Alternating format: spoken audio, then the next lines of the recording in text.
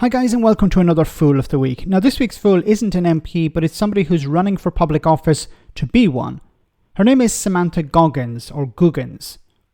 Now she seems either to be a peace activist or a non-interventionist, where she believes that the British government getting involved in conflicts is a bad idea. Now there's certain merit to this, of course, but it is complex and requires a lot of nuance. However, nuance wasn't on Samantha's mind. Frankly, I don't think anything was. Have a listen to this.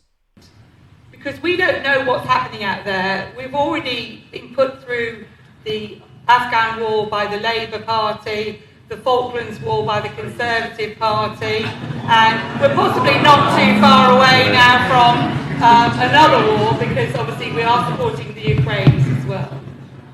Okay, I'm not a military historian, but I don't believe it was the British that initiated the Falklands War. I do believe it was the Argentinian armed forces that invaded the Falklands, held the territory for a while, and then were eventually kicked out by the British. So this attitude from Reform UK is obviously going to turn off traditional Tory voters. It's going to turn off Margaret Thatcher supporters, if there's still any of them hanging about.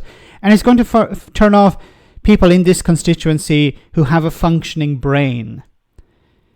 Now, we've already seen a number of dodgy individuals step forward to be candidates for Reform UK. But as Nigel Farage has pointed out, well, you can't actually remove these people from the ballot because, well, the process has finished to put them forward and they are now the candidate.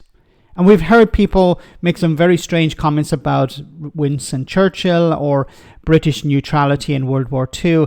And look, you have a joke party that's going to attract very strange individuals. You can't get away from that. Do they have a vetting process? Does Reform UK actually have a vetting process? Well, it seems they outsourced that process to a company. And that company didn't do a very good job, according to Nigel Farage. They spent £150,000 or £140,000 on this vetting process. And, well, it's the company's fault. So Reform UK with Nigel Farage want to eventually be in government. Obviously, they won't be at the next election, but they're hoping after that. They want to be in government, but they're happy to hire companies to do their work for them and then blame those companies if they don't do a good job.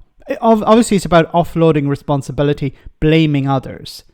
I find it so funny that, Nigel Farage asks a private company to do a job that the party should be doing themselves. Or actually, it's not a party, it's a company. So a company outsourcing work to another company. Maybe this is exactly what Nigel Farage would want to achieve in government. Oh my goodness. So I think we're going to see, as we get closer to the election, more and more Reform UK candidates making fools of themselves. But there's also another interesting point here. I was under the belief that the Conservatives in particular would be trying to find dirt on Reform UK candidates, but it seems the Reform UK candidates can find dirt on themselves. Let me know in the comment section, guys, what you think, and I'll see you next time for our next Fool of the Week.